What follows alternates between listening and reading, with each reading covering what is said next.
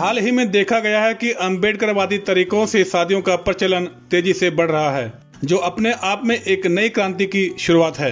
दरअसल अब दलित परिवारों में शादी विवाह के कार्ड में हिंदू देवी देवताओं की बजाय अम्बेडकर और तथागत बुद्ध के चित्र प्रकाशित करवाने का प्रचलन तेजी से बढ़ गया है। आज के पढ़े लिखे और अम्बेडकरवादी युवा आडंबर को छोड़कर अम्बेडकरवादी तरीके से शादियां कर रहे हैं।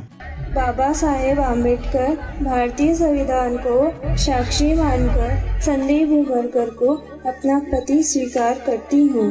दरअसल राजस्थान, मध्य प्रदेश, हरियाणा, उत्तर प्रदेश, बिहार व गुजरात इत्यादि में यह प्रवृत्ति काफी तेजी से बढ़ रही है।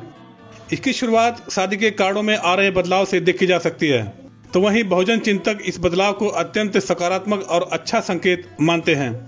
उनका कहना है कि दलित समुदाय के सामूहिक विवाह सम्मेलन के आमंत्रण पत्र पर तथागत बुद्ध व बाबा साहेब डॉक्टर भीमराव अंबेडकर के चित्र पहुंच चुके हैं। हमें इस शुरुआत का सहयोग करना चाहिए और उम्मीद है आगे इससे भी अच्छा होगा। अगर हमने पुरोहितों के पाखंड में उलझे लोगों के इस कदम की आलोचना की तो वो वापस उसी रूढ़िवादी के अंधे कुएं में जा गिरेंगे, जहाँ से निकलने को वे प्रयासरत हैं। उनका मानना है कि किसी न किसी समय और जगह से तो शुरुआत करनी ही होगी। रुकने के बजाय छोटे छोटे कदमों से ही सही, परंतु चलना तो होगा। इसके बारे में खुला मंच ने जब कुछ अम्बेडकरवादी लोगों से बात की तो लोगों ने बताया, तो मेरा कहना यह है कि देखिए, बाबा साहब ने इतना बड़ा संविधान दिया, हम लोगों को गुलामी से निकाल के आज़ाद कराने का काम किया।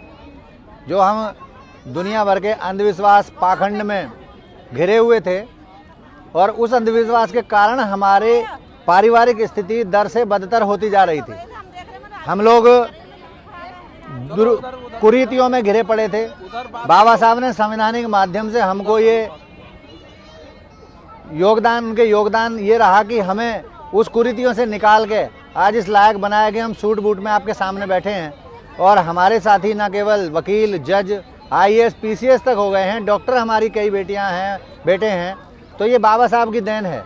और जब बाबा साहब की देन है और हम शादी ब्याह क्या, मैं तो कहता हूँ हर अनुष्ठान में जो भी अनुष्ठान हम कराते हैं, चाहे वो गृह प्रवेश हो, चाहे बच्चे का नामकरण हो, चाहे कुछ भी खरीद फरोख्त हो या परिवार में कोई खुशी हो, तो हमें बाबा साहब को याद करना चाहिए और उन्हीं के माध्यम से हम अपने पूज्य भंते जी को बुलाकर और अपना वो जो भी अनुदान है उसे पूरा करें और बाबा साहब को याद करें हर परिस्थिति में। अगर कोई भी ब्राह्मण या कोई भी ज्योतिषी या कोई भी ये जो पाखंडवाद वाले लोग हैं आपको कोई डेट निकाल कर देते हैं और उस डेट पे कोई भी अनहोनी होती है तो उसके खिलाफ निसंदेह जो क्रिमिनल ऑफेंस और सिविल ऑफेंस दोनों बनते हैं और उनके खिलाफ हमें मुकदमा दायर करना चाहिए, क्योंकि या तो उनकी जिसको वो ज्योतिषी बोलते हैं, ज्योतिषी विद्या बोलते हैं, या तो वो विद्या नहीं है। अगर वो विद्या है तो उसके कोई सर्टन पैरामीटर्स होंगे और अगर कोई सर्टन पैरामीटर्स हैं तो उस पैरामीटर्स को फेल होने पर जिसको हमने पैसा दिया है वो हमें पैसा रिटर्न करेगा, रिम्बर्स करेगा। अगर नहीं करता तो उसके खिलाफ निसंदेह कानूनी कार्रवाई होनी चाहिए। समाज जो है एक दूसरे को देख करके मतलब अम्बेडकरवाद से शादी करने के विचार सोच रहा है।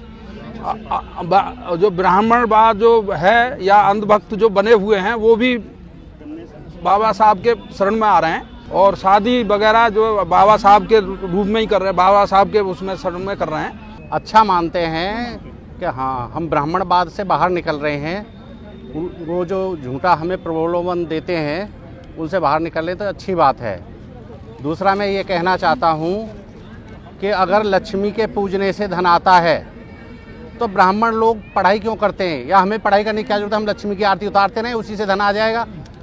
अगर सरस्वती की पूजा करने से अगर ज्ञान आता है तो ये विश्वविद्यालय, कॉलेज, स्कूल बनाने की जरूरत क्या है? ये सब अंधविश्वास है। आज के समय की मांग है कि हम प्राचीन परंपराओं को नकार दें जिनके हमारे जीवन में कोई औचित्य नहीं है।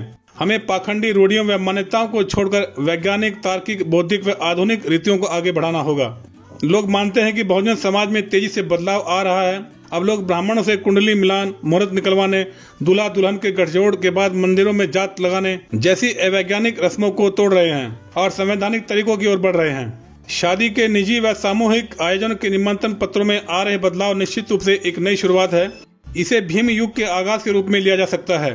ब्राह्मणवादी रीति रिवाज जन्म से मृत्यु तक और मृत्यु के बाद भी पिंड नहीं छोड़ते, परंतु अब लग रहा है कि आधुनिक भारत के बहुजन युवा इस मनु समर्थित ब्राह्मणवाद का पिंडदान करके ही दम लेंगे। खुला मंच के लिए जयराम की रिपोर्ट। इसी तरह के वीडियो को देखने के लिए वीडियो को लाइक, शेयर और चैनल को सब्सक्राइब करें।